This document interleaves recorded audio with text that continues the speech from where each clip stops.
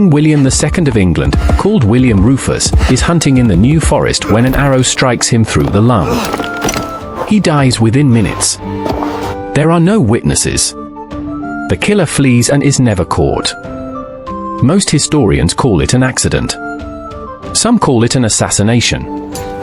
But here's what the medieval chronicles won't say directly: William Rufus had spent years terrorizing the church, stealing monastery lands, mocking priests, and according to some accounts, personally violating women who had taken vows of chastity.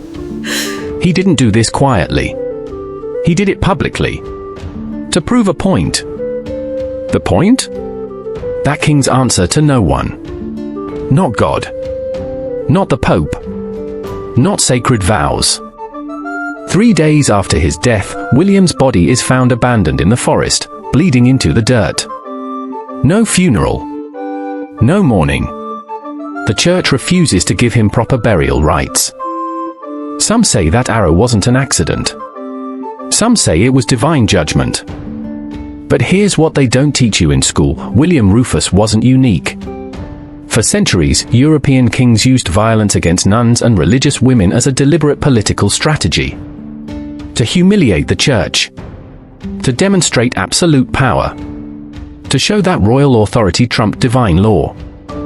This is the story of when crowns went to war with crosses, and holy women became the battlefield. To know why kings targeted nuns specifically, you need to understand medieval power dynamics. In medieval Europe, there are two supreme powers, kings and the church. Kings control armies, land, taxes. The church controls salvation, legitimacy, and moral authority. Every king needs the church to crown him, to declare his rule divinely ordained. The church needs kings to protect its property and enforce its decrees. It's a partnership. But it's also a constant power struggle. Who's really in charge? Can a king overrule a bishop? Can the Pope depose a king? These questions start wars. The most famous example is Henry II of England versus Thomas Becket. Henry wants control over church courts. Becket refuses. For knights murder Becket in Canterbury Cathedral in 1170. Henry denies ordering it. But everyone knows the truth. That's open political conflict. King versus Archbishop. But there's another, darker strategy. One that's harder to document because chroniclers won't write about it explicitly. Attacking holy women. Here's why nuns are strategic targets. They're called brides of Christ. They've taken vows of chastity. They're consecrated. Sacred. Violating a nun isn't just assault. It's sacrilege. It's attacking God's property. And that's exactly the point. When a king wants to humiliate the church, to show that secular power trumps spiritual authority, he doesn't need to burn down cathedrals or murder bishops. Those actions are too obvious. Too likely to cause rebellion. Instead, he targets women who've taken religious vows. Women the church has promised to protect. If he can violate them with impunity, he proves the church is powerless. It's psychological warfare. Political dominance through gendered violence. Let's talk about William Rufus. He becomes King of England in 1087 when his father, William the Conqueror, dies. From day one, he's at war with the church. He refuses to appoint bishops because vacant bishoprics mean he can pocket their revenues. He keeps the position of Archbishop of Canterbury empty for 4 years while he loots church lands. When he finally appoints Anselm as Archbishop, they immediately clash. Anselm wants church independence. William wants control. The conflict gets so bad that Anselm flees to Rome to ask the Pope for help. But here's what the official histories gloss over: multiple chroniclers hint that William engaged in what they call unspeakable sins and crimes against holy women. Medieval chroniclers are careful with language. When they say unspeakable, they mean acts so shameful they can't write them explicitly. William of Malmesbury, writing just a few decades after William Rufus dies, describes him as having abandoned himself to obscenity. Eadmer, another contemporary chronicler, writes that William polluted holy places and violated sacred persons. These are coded references. Everyone reading at the time understands what they mean. William Rufus forced himself on women under religious protection. Possibly nuns. Possibly women seeking sanctuary in churches. He did this to demonstrate that no vow, no holy order, no church protection could stop royal power. Then there's King John of England, yes, the villain from Robin Hood. John is already infamous. He loses most of England's French territories. He's forced to sign the Magna Carta. He's possibly history's worst English king. But there's a story about John that chroniclers barely whisper. In 1209, John is in conflict with Pope Innocent III. The Pope has placed all of England under interdict, no church services, no sacraments. It's spiritual warfare. John retaliates by confiscating church property. He arrests clergy. He demands that monasteries and convents pay massive fines.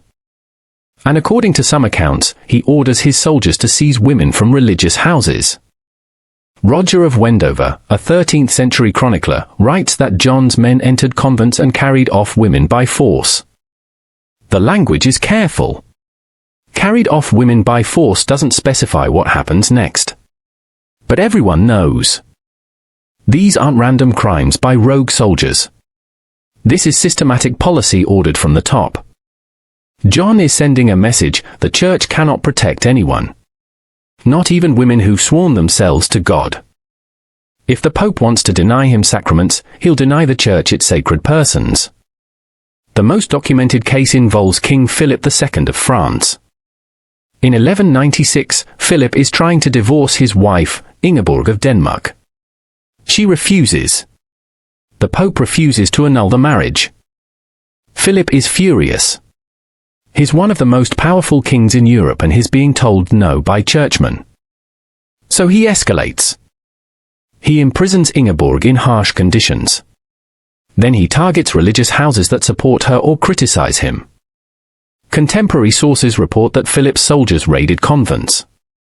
They confiscated property. They terrorized nuns.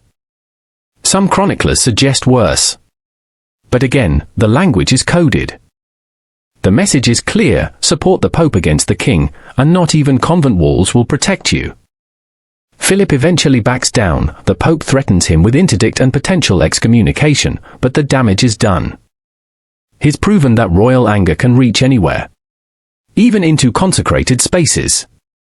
Why don't we learn about this in history class? Partly because medieval chroniclers wrote in code. They couldn't explicitly describe certain acts. Partly because later historians were uncomfortable with the topic. Easier to focus on battles and treaties than gendered violence as political strategy. And partly because it complicates our narratives about medieval chivalry and honor. We want to believe knights protected the weak.